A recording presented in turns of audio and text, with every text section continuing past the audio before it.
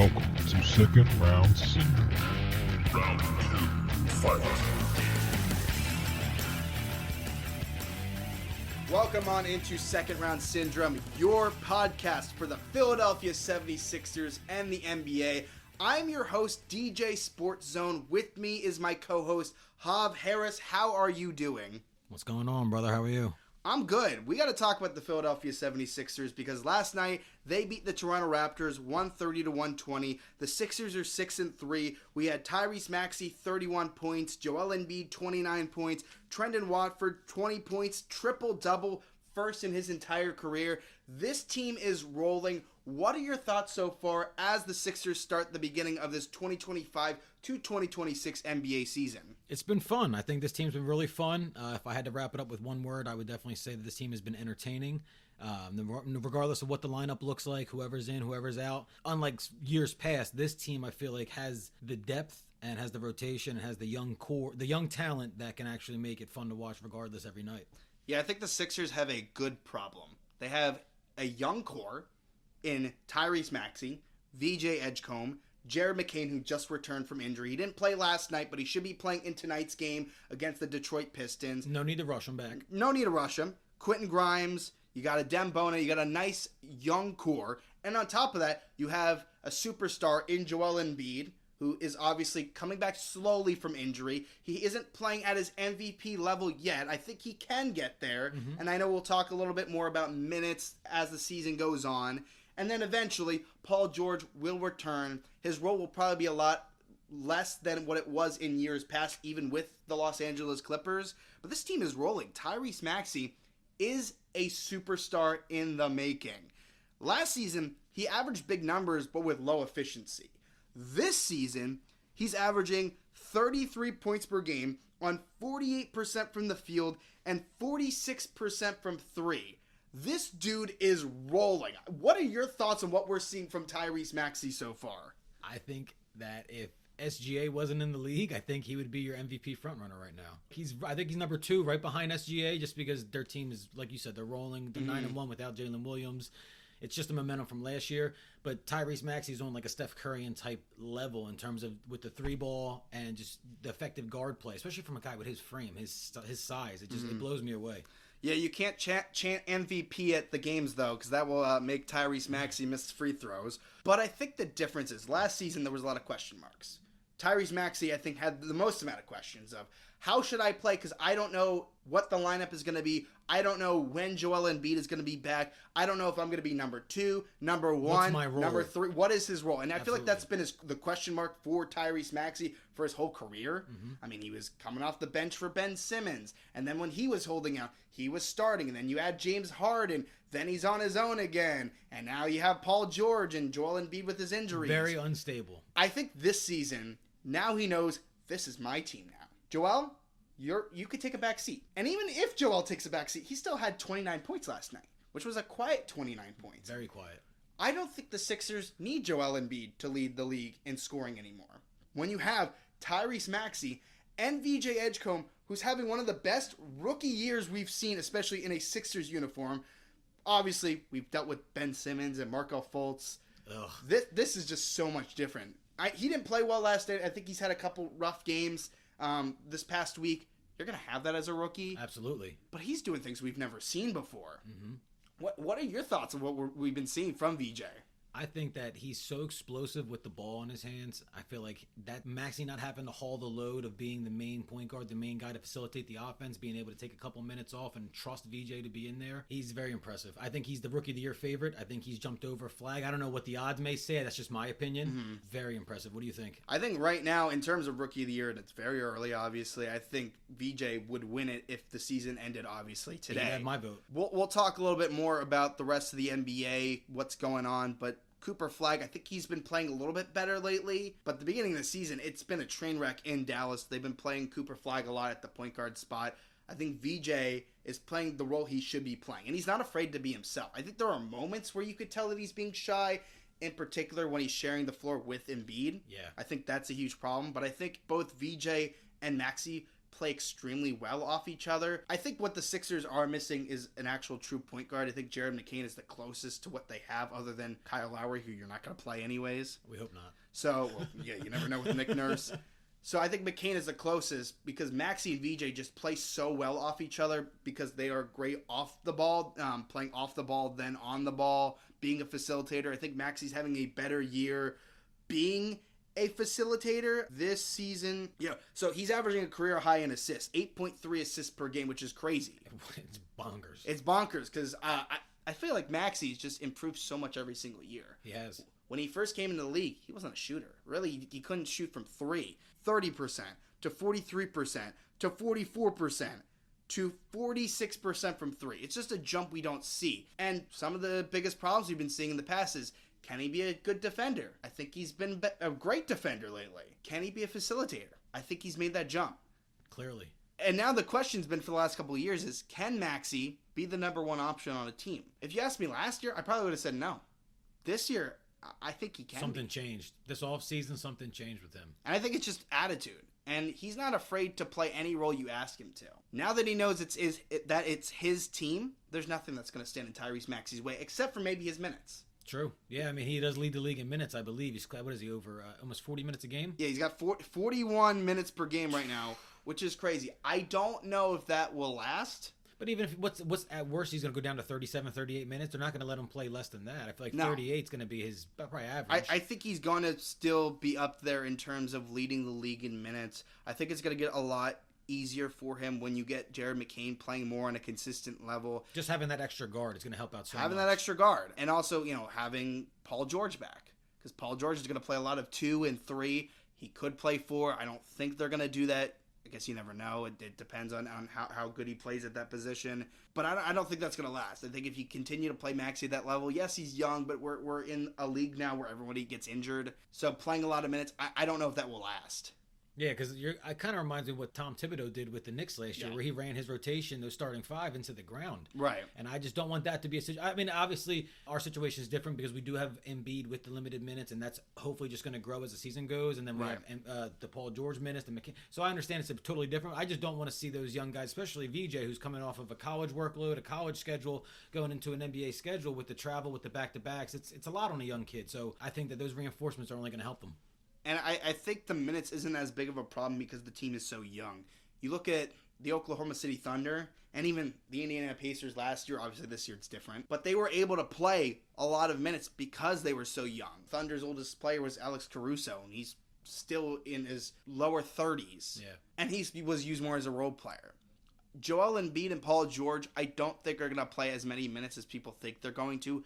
I don't think Joel's going to play 20 minutes a game. I think maybe it'll be 30, maybe 35. We'll see. What number would you like? What's your ideal number for his minutes once everything is kind of up and rolling? I think because you have Adem Bona, and you could even use Andre Drummond, because last night they used more Drummond. Bona wasn't great defensively. And I think that Bona is a walking foul. I think Drummond can be a great rebounder. Obviously, he's one of the better rebounders in terms of his career. I feel like he's a matchup-based guy where if you match the matchups good on a given night, he'll give you 15 boards. Yeah, so I don't think you need to play Embiid as much. So I would probably say Closer 30. to 30? Yeah, I think that's the number in my mind as well, 30. Because, again... 30, 32 if you want to push it, if he's really feeling good on a night and his shot's falling, but... There are still fans out there that would love for the Sixers to trade Joel Embiid. And I get it in terms of his availability, and I get it that he's not putting up the numbers that we're used to, before the injury, when he was playing at the MVP level that he was after winning the MVP. But you don't need Joel Embiid to lead the league in scoring anymore. You need him to set screens while we have the fastest guards on planet Earth running around. I don't know how you can stop the 76ers when you have Embiid setting screens and Maxey, VJ, McCain, and Grimes running around. I don't know how you do it. Even Oubre's been playing well, too. He's been playing really well. So, it's one of those things of 30 minutes from Embiid, I think, is all you need. And if Embiid's hot one night, like if you can't stop him one game, keep him out there. Let the big fella eat, yep. Once he starts kind of drifting off or he has one of those games, I don't think you need him to play a ton of minutes every single game. This is a different team than we've seen in the past. I think we're finally moving away from Joel Embiid's the main guy and everybody else just figure it out around him. Now I think Embiid needs to figure it out around these other guys. Yeah, like we kind of have our roles, and then how are you going to fit in with us?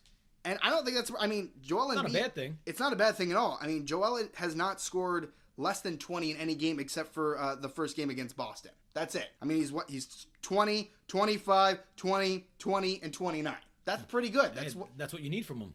And the Sixers are 6-3, by the way. So if the Sixers are continuously losing, it's a different story. It's a different story. Right now, he's playing well for what you need him to. And I think he's being efficient. I think one of the biggest problems, just as the team as a whole, is the third quarter. Rebounding's always been an issue. Yeah, for years now. So, and taking care of the ball has been a problem in the last couple of games. Beginning of the season, I think they were doing very well in terms of taking care of the ball. Right now, the 76ers are just on fire. They are leading the league in points scored. That's crazy to me. They're 11th in assists, 13th in turnovers, which isn't terrible, 11th in assist to turnover ratio, and this one is interesting to me, and I think a lot of this has to do with the Dembona. Number 1 in the league in blocked shots. Oh, for sure. And I know people don't like when the Sixers lose, but so far, 2 out of the 3 losses, except for the Cleveland game, have been close. Yeah, they had the 1-point loss Halloween, right, against the Celtics. Yeah. And then they also lost against Chicago. Chicago came back. We were in control for the whole game, pretty much. Yeah, the Celtics game, they lost 108 to 109. To 1 point. And I think they were 1 shot away from winning that game anyways. Mm-hmm. I think Nick Nurse just poorly drew up a play for Quentin Grimes. Yeah, why is he taking that shot and then having to give the hot potato to Joe and make him throw up a three? 2 of those losses, by the way, the Chicago one was the same thing, have been plays that were drawn up for Quentin Grimes. I don't get it because the Chicago game in particular, Grimes was awful. So I don't know why you draw a play for Quentin Grimes. Because I think in the Boston game, for example, it wasn't supposed to go to Grimes. Oubre was inbounding the ball, trying to get it to Maxey. Embiid was on, the other side. And I think he just threw it to Grimes last second. Grimes got scared, threw it to Embiid, and he just chucked it up at the last second. In the Chicago game, the play was directly meant for Quentin Grimes. I mean, Maxey was in the backcourt. He was nowhere even near it. They wanted Grimes to have the ball. It didn't work out. The third quarter's been their kryptonite. The Cleveland game was bad in all cylinders. Maybe they were tired from it being a back-to-back. I don't know what the case will be. Yeah. We'll see what happens tonight against the Pistons. I think the one saving point is that McCain didn't play yesterday. So, and obviously he's still recovering from his injury. I think it's going to be a lot different tonight. What do you think we're going to see from the Sixers as they face the Pistons, who have been pretty hot to start the season as well? I think the Pistons are really good. They 7-2 right now? They are 7-2 right now. Yeah, best record in the East. Cade Cunningham's a monster. I think the number 1 guy to look out for is Doran. I don't know. I mean, Bona, like you said, walking foul. He's a pretty good rebounder, but Doran just had a 20-20 game not too long ago. I mean, he's one of the best rebounders in the league, in my opinion. So I think that the battle on the boards is going to determine how this game goes. Yeah, I think Cade is the closest we have, in terms of younger players in the league, is the closest we have to kind of like a true point guard who can be a dominant scorer. I mean, he is averaging 26 points per game, 47% from the field, 31% from 3. But he's never been. He's surrounded by shooters too. Yeah, so I'm not that worried about that. But he's averaging 9.7 assists and a steal per game. He might be there. Honestly, he could be in consideration for most improved player. Oh, for sure. He has to be. He has that team on top of the world right now. Largely because of his play. Yeah, the Pistons have been the laughingstock for years. Last year, they finally started to figure things out. They still are dealing with injuries. I mean, Jaden Ivey's still out. I don't think Marcus Sasser hasn't played yet. Duran, I think, is one of the reasons why they've also made the turnaround, because I think he's probably one of the most underrated bigs that we have in the league right now. I agree. I don't think most people even know who that is. No. Yeah, he's not a household name by any means. And I think he can get there. I think as the Pistons start making their way into the postseason again and again, and they get further and further, I mean, they got knocked out in the first round last year by the New York Knicks.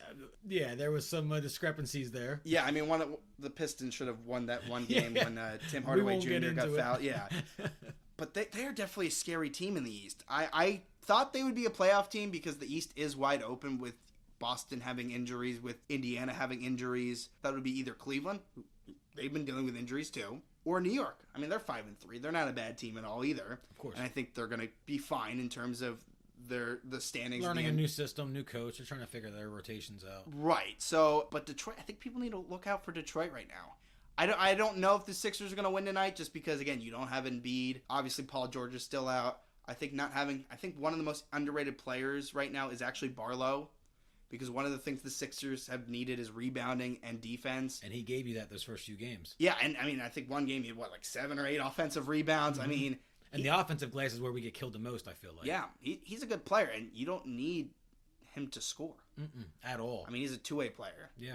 Both him and even Jabari Walker. So if you have them playing defense, getting rebounds, just playing aggressive with those two things, then the scoring can be done by all the other guys. Detroit is definitely scary. I think they could definitely win tonight. I know they don't have Tobias Harris, but, I think Tobias Harris, and I'm saying this as a Sixers fan, I think he found his role with the Pistons. I think we had high expectations for Toby when he was with Philly just because of his contract. I was going to say largely because of the money. Yes, he's still making a lot of money, not nearly the amount he was making in Philly. He's still making, I don't know how he makes the amount of money he does. I have a lot of respect for Tobias. I have one of his jerseys still. I loved him when he was here. But he needs to be in that veteran role. Yeah, mentor. That mentor role. Who could still be highly effective on the court. Not like Kyle Lowry, who's a mentor without, touching the floor. Yeah, he's just a coach in a uniform. But Tobias Harris, I think he found his role with the Pistons. And I think that's largely why they were successful last year. Because he could just fit right in. He's that glue guy. He's one of those locker room guys. And a young team like that needs that. Right. And they made some decent moves in the offseason. I mean, adding Karis LeVert, adding Duncan Robinson, who I think has played a lot better this year than he did last year with the Heat. Obviously, they lost Beasley with what's happening with him off the court. Yeah. But clearly that didn't affect them much in terms of replacing them with Duncan Robinson, who's a great shooter. Very underrated shooter in his own right. And I feel like I could compare Karis LeVert a little bit to even Kelly Oubre. He kind of has that spunk. Tonight, we'll see what happens. Again, back-to-backs are always scary. You never know. I want the Sixers to win tonight, but I think the Pistons are more likely. Yeah, Pistons are 4.5-point favorites, I believe, last I checked. So I hope I'm wrong, obviously. People don't understand is we're not going to win every game. And I want fans to understand that. I want to win every game. Oh, of course. If it was our way, we would 82-0. Send us in. And I'm not that person with the Cleveland loss. People are going, oh, this was a scheduled loss. I don't think that way. I hate that word. I hate those words, scheduled losses. The Doc Rivers? Yeah, because that makes no sense. They didn't go into this game saying, okay. You know what? Let's take this L. We don't care. Yeah. We're just going in. I mean, maybe it looks that way at times, but I highly doubt if you go up to Maxey, VJ, any of these guys before the game and you ask them, they want to hoop. Absolutely. They're not looking to throw away games. But they are human beings, and they get tired. And they got into Cleveland at 3 a.m. that night, just for the record. I mean, like things like that, like you said, they're human. The human aspect, it happens. And this schedule, this season, just so far in the beginning of the year, sucks. I mean, you say that again. We're playing the same, 4 teams. I mean, just so people realize this. I mean, we played Detroit tonight, right, at home. Yep. Which back-to-back again, because they played a back-to-back Tuesday and Wednesday. Then Tuesday, for the third time, Boston again. Fire up the rivalry. I don't understand this. And then on top of that, Friday they go Guess to who? Detroit. Bang. Twice in 1 week. Why? I don't know.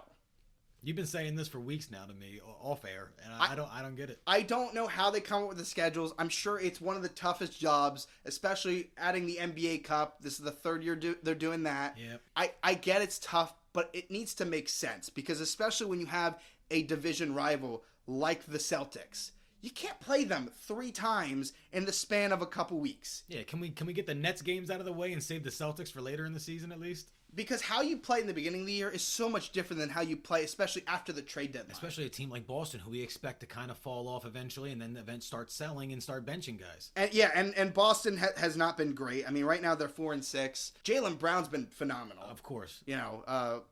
Both his spray on hair. Oh God, stop! Because I saw it on Keontae George. Yeah, I was like, what is going on? That's three... strike 2, all right? Because one more.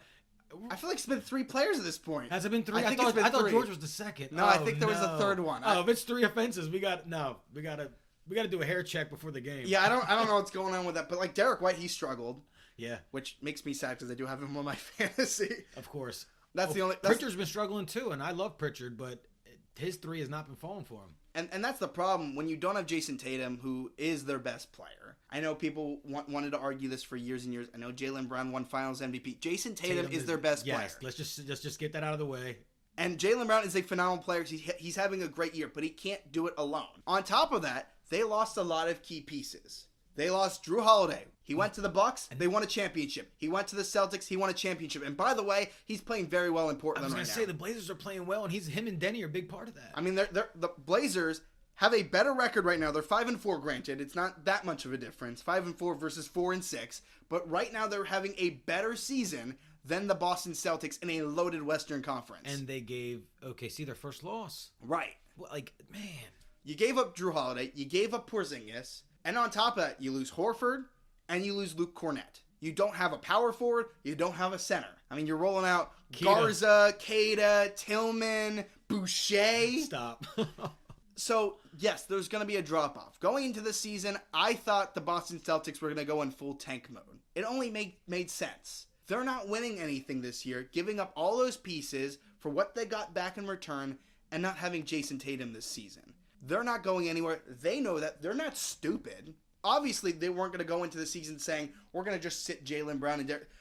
Obviously, just like the Sixers did last year. They played all their guys, minus Joel, obviously. And when things went bad, they started the season off 3-13. Then they started sitting guys. Then Maxey started to sit, and you see other guys. Yep, absolutely. And did they have injuries? I'm sure they did. But a lot of these injuries, they made those injuries out to be much worse than they actually were. I mean, they're the wink, wink, nudge, nudge ones. Like, you're not feeling the best, are you? I mean, they said Andre Drummond last year had a toe injury, and then in the media day press conference, he was going on saying he was doing toe yoga. What does that mean? I have no idea.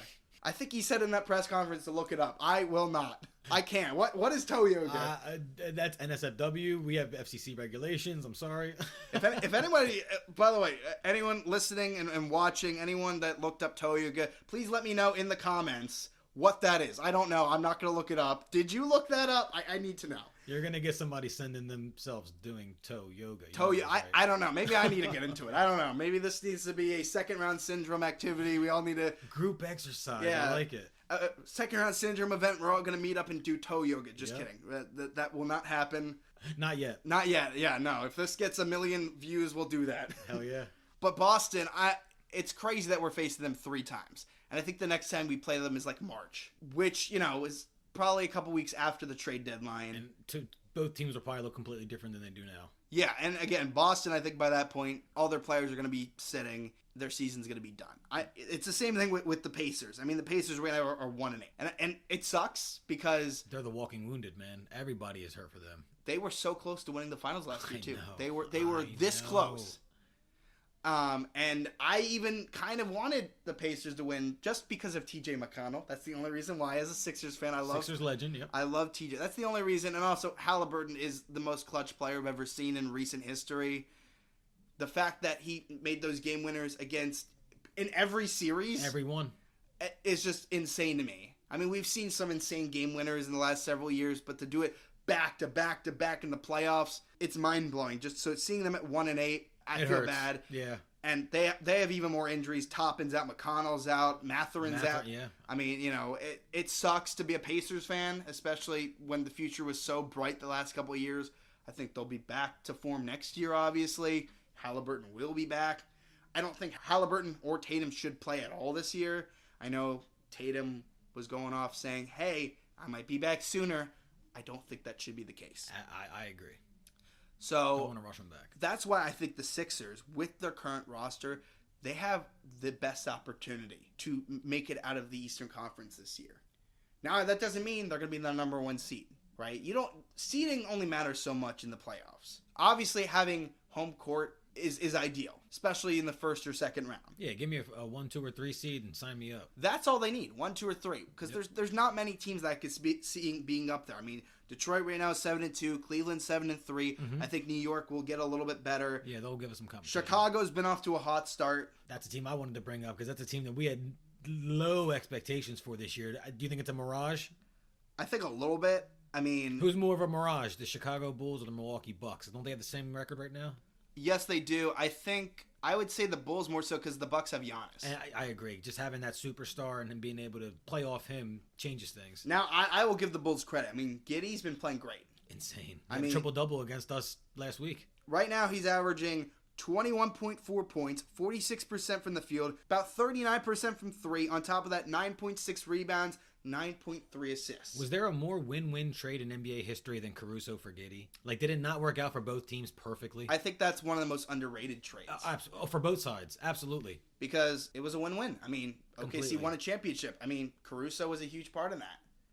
And he's still with the team. It wasn't a one and done. He'll probably be there for the, whenever his contract's up. I don't know if he'll stay there long term just because they already paid SGA. Yeah, they have so much J-Dub money on the and books Chet already. money. Yeah, for sure. And then Giddey, I don't know if he'll be a future superstar. I don't want to get ahead of myself. I mean, this is only his second year in Chicago, but this is definitely a great start. I mean, and I think Buzelis is having a great year to start as well. No Kobe White yet. No Kobe White. I mean, and you still got Vucevic, who's had a great year timeless. so far. Yeah, like when will he ever fade off? He's just always so good. I don't know about that. I feel like the last couple of years he's been pretty mediocre. Oh, but 15 and 10 at his age, that's not bad. It's not bad, but Especially with some of the centers that we've seen in this league. But since he left Orlando, nobody was really talking about Oh, Vooch. no. I think this year he's starting to come back into form. I mean, the Chicago Bulls have been one of the most mediocre teams we've seen the last couple of years. They've never been really good, but they've never been really bad. Just they've always stuck in been purgatory. that like 9-10 seed in the play-in tournament. Yeah, like Atlanta. Like the worst spot you want to be in is that. And they had promised years ago when, you had DeRozan, Levine, Lonzo, and, they were... And Vooch. Yeah, Vooch, one of the top seeds in the East. And then the injuries happened, especially with Lonzo. Now I think they're starting to find their footing. I mean, again, Dosunmu, getting Kobe White back. I think they're going to be good. The East is wide open. Like, that's the thing. It really is. I mean, I don't know if they'll be a top seed in the East, but they definitely could be a play-in team. And I don't mean like a lower play-in team. No, like that 6, 7, 8. Yeah. Well, 6 not to play in, but you know what I mean. They could be in that 7, 8 range for sure. But you go into the playoffs being a 7-8 seed, I think that's a win for Bulls fans. Yeah, especially what were your expectations coming into? Not you, just what were Bulls fans? What possibly could they have expected from their team this year? Maybe a huge sell-off, if anything, just getting rid of guys by the deadline. But I think, if anything, it was supposed to be a better year in terms of being a bad team. Because, again, as I said, the last several years they've been mediocre. And it's like, pick a side. You yeah, wanna like be good or bad. Yep. So I thought, okay, you get rid of Zach LaVine finally. They're going to, and they traded away Lonzo Ball. They got Isaac Okoro, which I was like, okay, they're just selling Lonzo. I was like, okay, we're finally picking a side. We're finally going to be a lottery team and possibly getting a good pick. Now I don't think they have to. Now they have a nice young core. I think they definitely need, they're a few pieces away from being a true threat. I mean, I don't know if the Bulls are going to be a team you want to face, but I'm not going to get ahead of myself and say, oh, they're going to, come out of the East. I can't say that yet. No, but they have a lot better direction than a team that like the Dallas Mavericks. Oh, no, the Mavericks, I think, is the biggest joke ever. I still don't get, even more so now, how you traded away Luka Doncic. Are they your biggest disappointment so far this season? Yeah, I mean, I think arguably they're one of the deepest teams. I agree. I mean, on paper, on sure. paper, yeah. Right? Obviously, you trade Luka. I mean, with Gafford and Lively and everybody healthy, you know what I mean? Yeah, I mean, Anthony Davis, Klay Thompson, who's been awful, by the way. Yeah. He just looks uninterested. It's so funny, though. Klay went to Dallas because he didn't want to come off the bench for Golden State. Plus, he wanted to play for Luka. And the money didn't hurt. Now, he's coming off the bench, not even playing with Luka. Yeah, and he was sold one thing, and then a year later, it's completely different, and it's kind of just the business. And now I'm seeing rumors that they're trying to look at his value. There's no value, by the way. What, to trade him? Yeah. Oh, no. There's nothing. Yeah. Again, I just think Dallas is just so disappointing. Again, they're deep, but I don't think they're handling anything right. They were playing Cooper Flag at point guard. Are they trying to make him Jason Kidd 2.0? Is that the whole plan here? I mean, that's a big ask for a rookie. I don't care if you're the number one pick, especially one that's not a point guard. But he's one of the most anticipated number one picks we've seen. Obviously, we had Victor Wembanyama that everyone had all their eyes on. But the next thing, everyone was going on about capture the flag, capture the flag. Dallas, miraculously, they had about a 1% chance of getting him. Somehow, wink, wink. And they don't know how to use him. I don't get it. And it's not, okay, I get it. You don't have Kyrie Irving. Makes sense. But you signed D'Angelo Russell. Who is a true point guard. So why aren't you using him? And he's not great. I'm not a big D'Lo person. But then why'd you get D'Lo? So if you're going to sign D'Angelo Russell, use him as your starting point guard.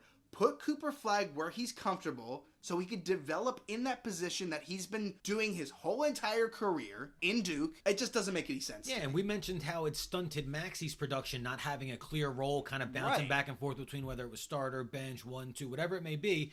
imagine if you just had him in a set role from year one and let him develop in that role, kind of like what you're saying that you want to see with Flag. And what's the plan when Kyrie comes back? And that's what I'm saying. What's their rotation looking like then? Does Flag go to the 3 at that point? So, and if that's the case, and why not PJ do that 4 now? and Davis 5?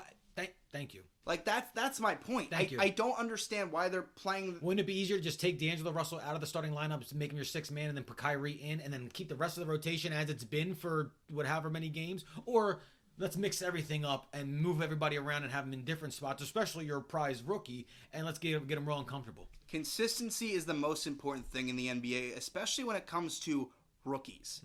Especially ones that come as a top 5 pick. In this case, the number 1 overall pick. You were lucky that you got him. Now, who knows? Maybe something else happened behind the scenes. We don't know. Yeah, crazier things have happened. I get it. But he fell into your hands.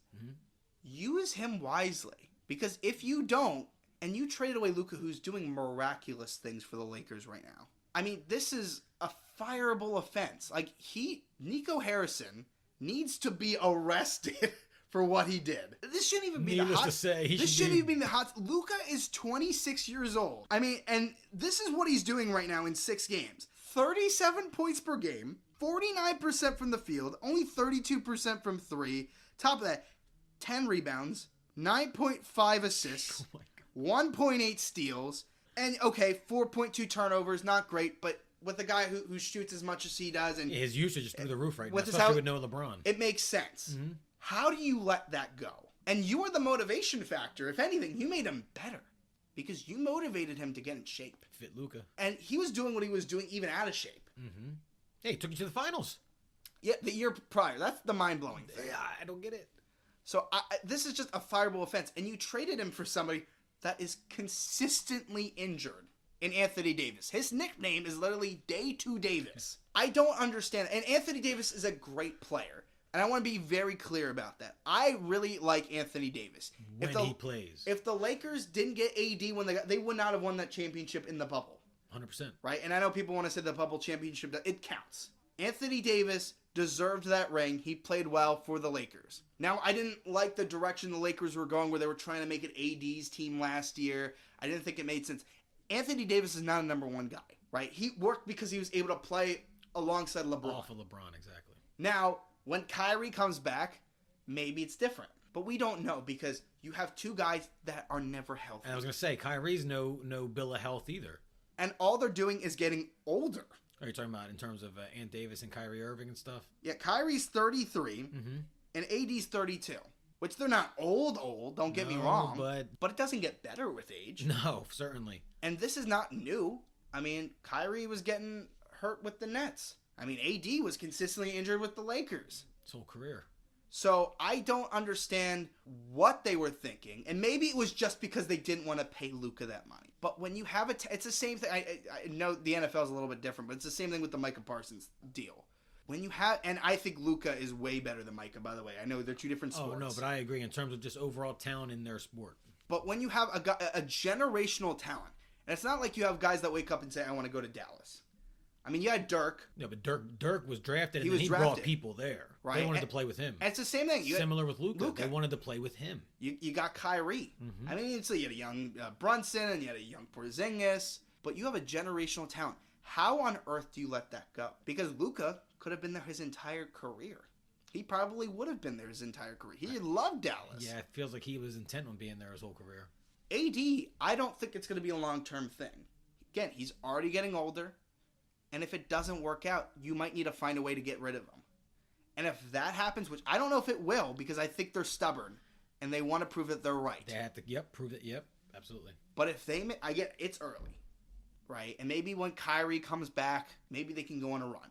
Maybe I'll use the Daryl Morey quote, if you squint enough, maybe, who knows. But we could say ifs always. This is a loaded Western Conference. They need to win games now. You can't wait until February. I don't even know if Kyrie will come back then. Yeah, he doesn't have a timeline yet. And if he does come back, will he be on a minutes restriction? Is going to be able to do everything that Kyrie Irving is known for doing?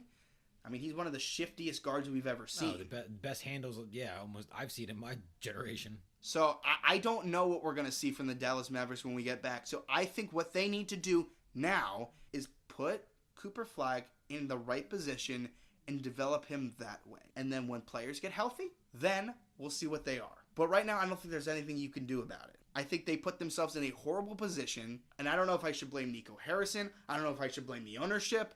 I don't know who did it. But I feel horrible for Dallas Mavericks fans because there is no bright future for them. Cooper Flag could become a superstar. We don't know. But the way they're utilizing him, it's not going to happen. They're just going to stun his growth, if anything. Because if he doesn't win Rookie of the Year, that says a lot right there. Because it should be easy, right? VJ Edgecombe shouldn't even be on the table, especially going into the season. There was supposed to be no competition for Flag. It was supposed to be him and then everybody else. But now it's flipped. And obviously I know Dylan Harper's injured. Con Canepo's playing really well for the Hornets right now. Very well. So is Kalkbrenner. Yes. So I don't know. The Mavericks it's such a frustrating franchise. And on top of that, nobody talks about this either. They let Quentin Grimes go to the Sixers for Caleb Martin. Why? Thank you. And especially when guard is your problem right now, you could have used him. Imagine him in that rotation right now. Exactly. I mean, right now, this is what Caleb Martin's averaging. He's played 8 games so far. They're only playing him 9 minutes per game. He's still in Dallas, though. He's still, okay. Yeah. He's averaging 1.5 points per game on, I'll round up, I'll be kind, 29% from the field. I'll round up. Because it's 28.6. I'll be kind, 29, and 20% from 3. And you traded away Quentin Grimes, who is a bucket.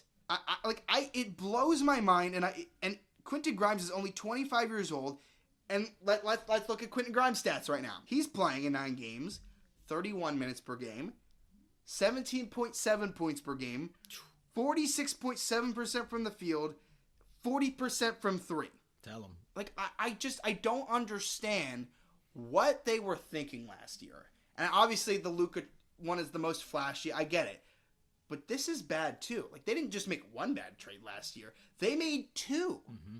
And we don't know if Grimes is going to stay on the Sixers after this season with what's going on with his contract. But there was no way you could have let him walk, especially with the problems they have now at the guard position.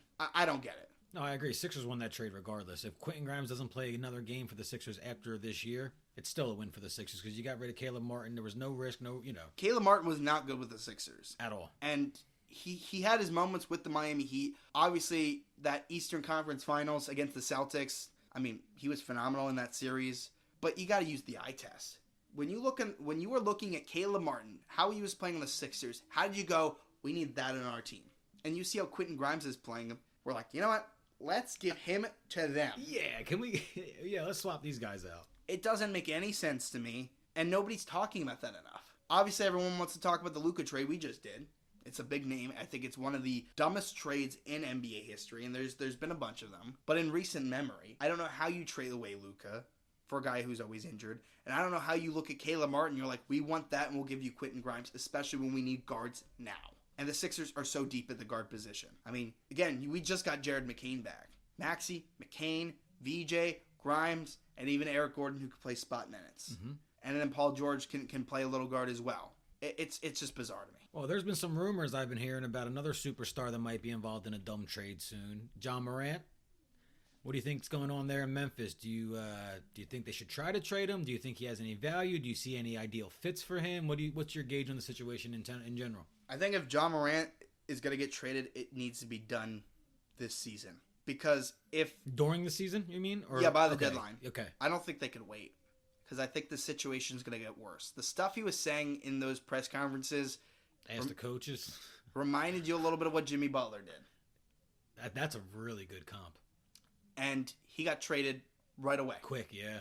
Ja is a generational talent. But the biggest problem is he's been injured a lot and all the off-the-court issues. Now, most of those off-the-court issues, thankfully, have not occurred in the last season. But because of his talent level, I think there will be a team that would want him. Now, who that is, maybe it's a desperate team.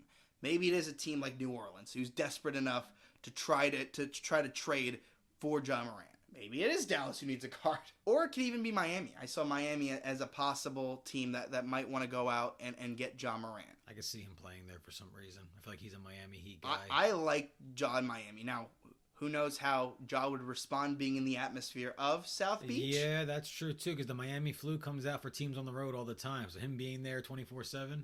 So that's my only concern with that. But they need a true number one option. I'm going to be honest. Tyler Hero, I like Tyler Hero. He's not a true number 1. At all.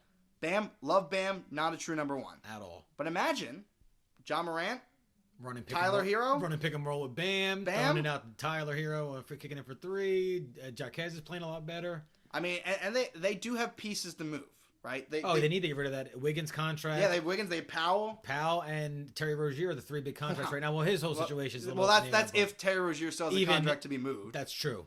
But those are the big ones that they have. Just because I've been looking at it for a Paul George move. Because Miami has been pretty irrelevant for the last couple of years, and yes, they made 2 finals. I get it. But with the way the roster is now, do people really see them as a true contender? No. If they have Ja Morant there as a true number 1 guy, because who's the last star to play for Miami? I mean, Dwayne Wade, yeah, like Jimmy Butler, maybe Jimmy Butler, Jimmy, if you want to consider him. But you compare Jimmy Butler to Ja Morant, it's Ja Morant. Oh, in terms of talent, absolutely. Yeah. In terms of box office. Mm-hmm. Oh, yeah, and that's the thing that I wanted to bring up with Memphis. I think they're so reluctant to trade him that because they hit on him in the draft, it's very tough for them to get any free agents. Nobody wants to play in Memphis. Nobody wants to, so if they have a guy who does sell the jerseys, who does sell tickets and shoes, are they going to can they afford to even get rid of him? Well, here's my question as to why I think they might be open to it. Why on earth this offseason did they trade away Desmond Bane for Kentavious Caldwell-Pope? It doesn't make any sense. Plus picks, but that was the only player they got back. But why do they need the picks if they're trying to build? If they're trying to build something that's a winner now, yeah. I mean, are they going to be contender putting a bunch of young guys around Ja? I don't know. I mean, I think Cedric Howard's having a good rookie year. Mm-hmm. I mean, Jalen Walls was a good pickup for them last year. Edie hasn't played this year. But is that going to make them a contender in the Western Conference? I don't think so. Neither do I. I think it was a salary dump is why they got KCP for Bane. Because even though the Magic haven't played great to start the season, I think Bane's a nice fit in Orlando. Oh, that's exactly what they needed. They needed that pure shooter around Paulo and Franz and Suggs and all them. But I don't, other than box office and jersey sales, I don't know why they would want Ja Morant anymore. I think it's a headache for them. It's definitely a headache for the front office and for the coaching Isn't that staff. the reason why they got rid of Dylan Brooks to begin with? They didn't want to bring him back. Mm-hmm. So what's the difference here? And Dylan Brooks did great things in Houston. Phoenix, we'll see. I mean, I don't think Phoenix is going to be a good team at all this year. Mm-mm. Especially now that Jalen Green's going to be out again. Again, yeah, he just got him back. Yeah, like 6 minutes he gets hurt into that game. Mm-hmm. I don't know why Memphis would want to keep him. Now, is the value going to be as high as they probably would want? Are they going to get the amount of picks they got for Desmond Bane? Probably not. Probably not, yeah. But at this point, with how the NBA is, there's not many trades where you get a crap ton of first-round picks. I mean, look at the last couple of years. Rudy Gobert. Gobert got the 4, but that was such an Mikal outlier. Bridges. Yeah. I mean, Desmond Bane. Are those, like, stars? No. Mm-mm. I I mean, I guess the best one of those is Gobert just because of the Defensive Player of the Year. Yeah, but even then, I wouldn't consider him a superstar by any means. No. That's what, like, out of those 3, he's probably the best, I guess. He's not a Ja Morant. You're not getting... Are you giving up multiple 2-1s? Are you giving up 2-1s for Ja? If somebody said, if Two, Memphis says, Miami, give me 2-1s. I think 2-1s in salary, of course, to match, but the 2-1s being the focal point. because I think it's Miami's best I don't think chance. they're getting 3. No, they're not getting 3. I think 2 would make sense. Because the only other player Miami could wait for is possibly Giannis. Yeah, because there's that drama there in Milwaukee and where he may play next if he's going to stay his career there. But even would Milwaukee want to trade him within the Eastern Conference? That would be counterproductive, you would think. So that's what I'm saying. I mean, Memphis would be trading Ja to the East. They would, yep, out of sight, out of mind. So that's why I think Miami makes the most amount of sense. And they've been very hesitant to deal anything. I mean, that's why they didn't want to trade Butler and get Bradley Beal or anything like that. I think they want to keep their books open a little bit. I think they've been patient. Mm-hmm. Now, sometimes you can be too patient and nothing happens. I'm not saying they're going to trade him. They could keep him, but I think they're going to be mediocre this year. I don't think they'll make the playoffs with how the roster is right now. I like Jaren Jackson Jr. I like Ja Morant, but it can't be just those 2 players and a bunch of young guys next. It just doesn't make any sense. Especially in that conference. And they also have too many injuries. Mm-hmm. I mean, Ty Jerome hasn't played yet. Brandon Clark's still been out. Again, Edie's been out. I mean, I don't know how you expect to do anything with that roster. And I don't think Ja was happy with the coaching change. When Taylor Jenkins got fired at the end of the season, there were still games left. Mm-hmm. They didn't even enter the playoffs. And clearly this coach, I think Tuomo's Isalo, is it Isalo? I think that's the only coach. It's like it's either hit or miss. I hope I pronounced that right. Clearly they don't get along at all, and I don't think it's gonna get better. I think him and Taylor Jenkins were close. I think Ja was annoyed last season, but his whole coaching staff had to be removed anyways. He had to hire a whole bunch of new assistants. Basically, it looked like Memphis was dictating how the offense was going to be run. I don't think Taylor Jenkins was making those decisions at all. And when he was being vocal about it, they got rid of him. And Isalo was the guy they wanted. I don't know. Maybe I'm wrong. I don't think they checked in with Ja. It's like, hey, are you okay with this change? I can definitely see that. Because I would have done that. Especially if you wanted to keep Ja. If that was one of your priorities, was keeping him happy and keeping him in Memphis, you probably would check in on him. But if they don't care, then that's the problem. Because clearly Ja's not happy. They're not running nearly as many pick and rolls. Ja excels well with that type of offense. And he's not happy. So, I think they should look at trading him by the deadline. I wouldn't wait because I think it's just going to get worse. And if there's another altercation that occurs between Isalo and Ja... Oh, it's only going to get worse, and his value and his trade value is only going to get lower. I mean, they already had to suspend him for one game. Mm-hmm.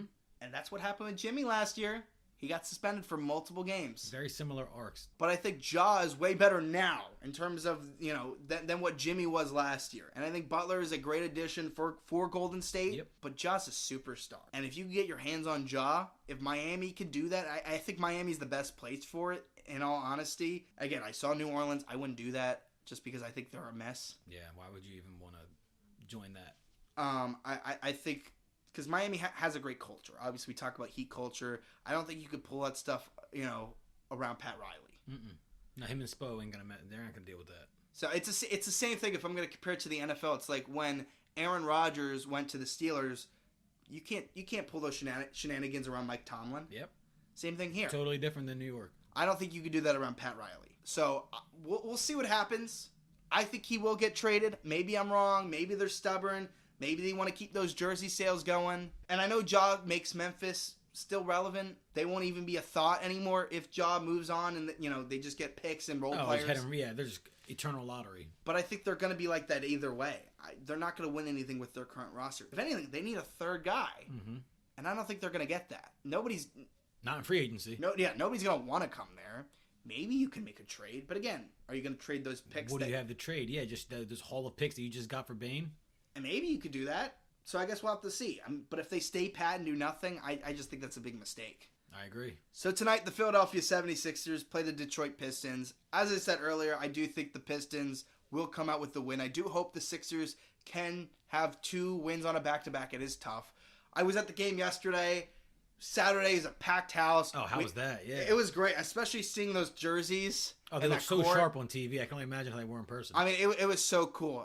And obviously the best part was seeing hip-hop on the court. Hip-hop, yep, throwback. I mean, hip-hop is one of the scariest mascots I've ever seen. He rang the bell, you said, right? He did ring the bell. That's cool. I mean, and I grew up watching hip hop. Like when I was a kid, he came to my elementary school, and I got to take pictures of. But that's so cool. We're gonna find that picture and post it on our Twitter. Don't worry. Yeah, I don't even know if I gotta find that somewhere. And I know my dad has this somewhere. But we used to have a Jack in the Box that hip hop would come out of. No way. It was like the creepiest thing on planet Earth. It was like something you'd probably find at like Five Nights at Freddy's or something. But it was cool seeing them back. I like the aesthetic. When they first announced this in the offseason, clearly it was a marketing move, especially after the horror we saw last year. I just thought they were like, how are we going to sell season tickets? We can't lie about Embiid's health this year. We can't do that. Sixers fans are catching on. Let's at least look good. We treated them like they were idiots last year. I don't think we can do that this year. So let's come up with a cool marketing plug. And yes, it's kind of dumb saying, wow, we're going to celebrate a team that, made the finals and didn't win. Yeah. But I feel like now we're in the age of whether we're talking about movies, TV shows, sports, we're in a nostalgic era where we love nostalgia. So just seeing all these classic jerseys. I mean, in that Cleveland game, they were wearing the old LeBron Cleveland Cavaliers jerseys. Those are some of my favorite basketball jerseys, like, of all time. I mean, I feel like Cleveland's. Yeah, all these teams are wearing these nostalgic jerseys. So I think we needed that. Mm-hmm. And seeing hip hop and just everyone celebrating that team. Seeing Eric Snow on the broadcast. I mean, I think it's just something we desperately needed, and the fans, and now that the team is good, the fans are embracing it. Yeah, how was the energy on a Saturday night? Was it a good crowd? I mean, it was packed, especially after that huge VJ Edgecombe dunk. I mean, that crowd was electric. And now I think fans are starting to buy back into it, and now they're actually willing to go to the games, which is great. Like, literally last year, I bought tickets for $5. Yeah, it was like process prices again. I mean, it was so ridiculous, and nobody was at the game.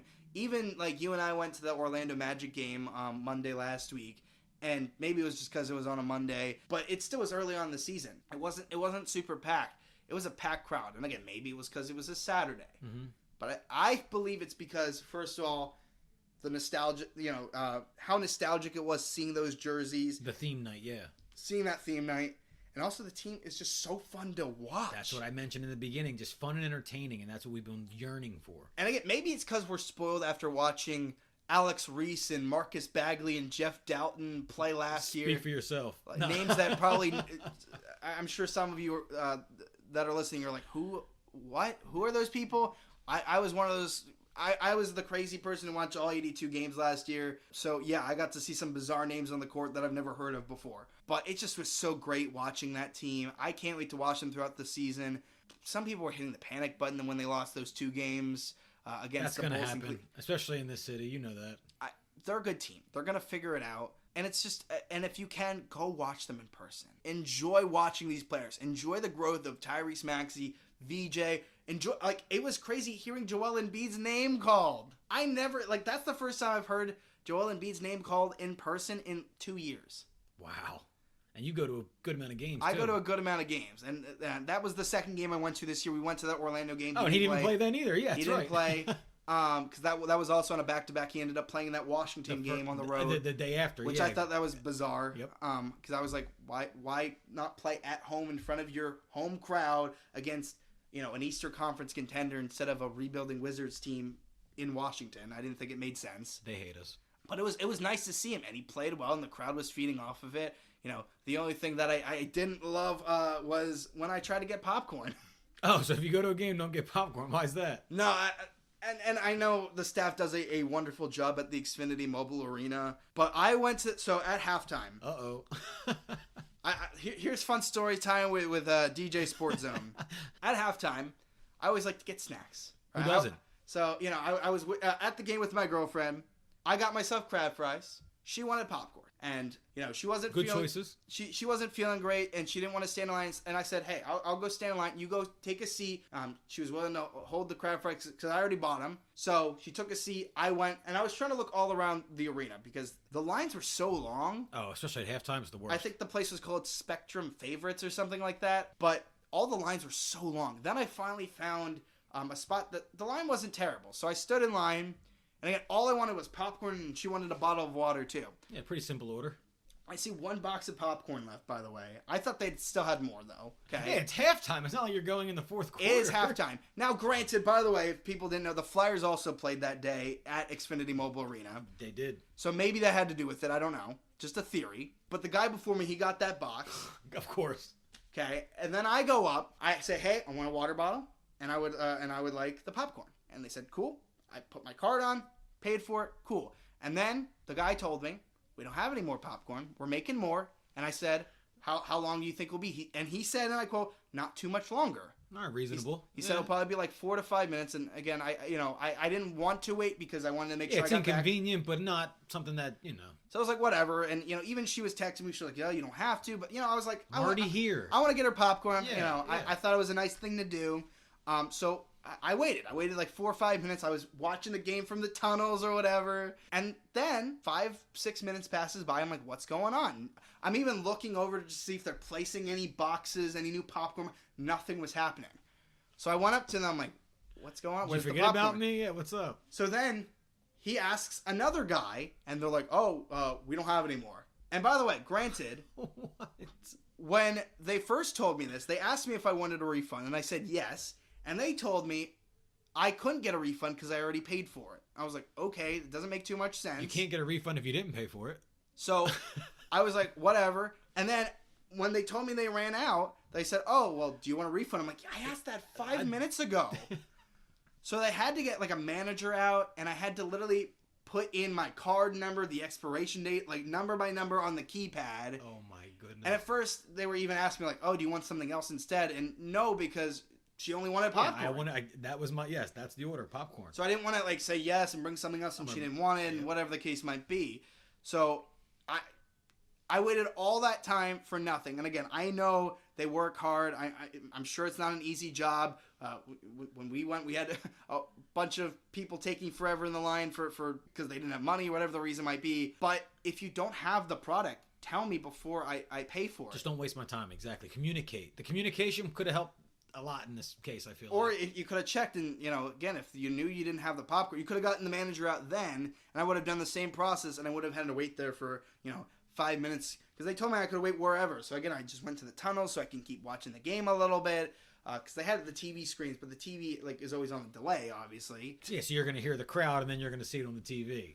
So it was definitely frustrating. I enjoyed going. That was the one part that frustrated me because I ended up not getting the popcorn. By the time I went back to crab fries, all that cold. You didn't even get popcorn. Oh my god. Yeah, I know. Well, I felt that because she wanted it. Of course. And then now your fries are cold. Everything is just. Although we were joking for the rest of the game because we were looking around and other people had popcorn boxes and we're like, how do they get popcorn? Yeah. There were other lines. I guess I could have gotten it. It just was so much, and it was a culmination of everything. There was no way at the end of it I was gonna stand in another line and go through the same thing. But I enjoyed the game. I can't wait to see what happens tonight.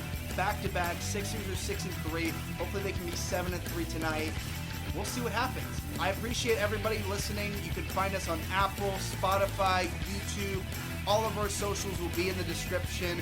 I'm DJ Sports Zone. We got Hop Harris here. Thank you for listening to Second Round Syndrome, and we'll see you next time. Go Sixers.